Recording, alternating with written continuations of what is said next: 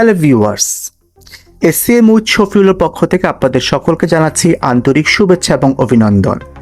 আজকের ভিডিওতে আমি দেখাতে চাই অ্যাপেল আইফোনের গ্লোবাল সাপ্লাই চেইন সিস্টেম।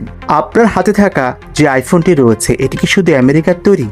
না, একটি আইফোন তৈরি করতে লাগে অনেক দেশ, হাজারো সাপ্লায়ার আর পৃথিবীর সবচেয়ে অ্যাডভান্স সাপ্লাই চেইনগুলোর একটি। আজ দেখবেন কিভাবে একটি আইফোন পৃথিবী ঘুরে আপনার হাতে আসে। সবকিছু শুরু হয় আমেরিকার ক্যালিফোর্নিয়া থেকে।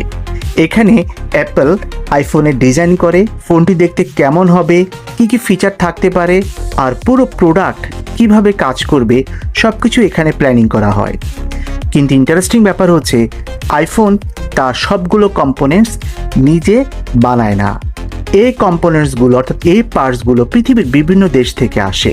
সবচেয়ে পাওয়ারফুল যে পার্টটা সেটি হচ্ছে প্রসেসর চিপ। এটি তৈরি করে তাইওয়ানের TSMC কোম্পানি। আইফোনের যে ডিসপ্লে এটি তৈরি করে সাউথ কোরিয়ার স্যামসাং এবং LG ইলেকট্রনিক্স। আর আইফোনের যে ক্যামেরা সেন্সর আছে সেটি তৈরি করে জাপানের সনি। আর আদার্স যে কম্পোনেন্টসগুলো রয়েছে যেমন battery, memory chip, speaker glass, সব পার্টসগুলো আলাদা আলাদা দেশ থেকে আসে। মনে করেন একটি আইফোন তৈরির আগে এর পার্টসগুলো পুরো পৃথিবী ট্রাভেল করে বেড়ায়। সব পার্টস একসাথে অ্যাসেম্বল করা হয় মূলত চায়নাতে। সবচেয়ে বড় যে ম্যানুফ্যাকচারিং পার্টনার রয়েছে তার নাম হচ্ছে ফক্সকন।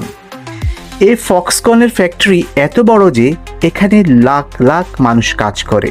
চায়না সাপ্লাই চেইনের জন্য খুবই গুরুত্বপূর্ণ এই কারণে যে এখানে রয়েছে হিউজ ওয়ার্কফোর্স, দ্রুত প্রোডাকশন আর সাপ্লায়ারের ফ্যাক্টরিগুলো খুব কাছাকাছি হওয়ার কারণে পার্টসগুলো খুব সহজে মুভমেন্ট করতে পারে।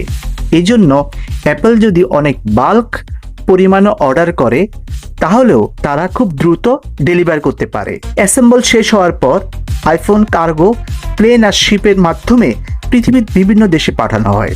তারপর যায় ওয়্যার হাউস, ডিস্ট্রিবিউটর এবং শেষ পর্যন্ত রিটেল স্টোরে। একটি আইফোন আপনার হাতে পৌঁছানোর আগে হাজার হাজার কিলোমিটার ভ্রমণ করে বেড়ায়। একটি আইফোন শুধু কি একটি স্মার্টফোন?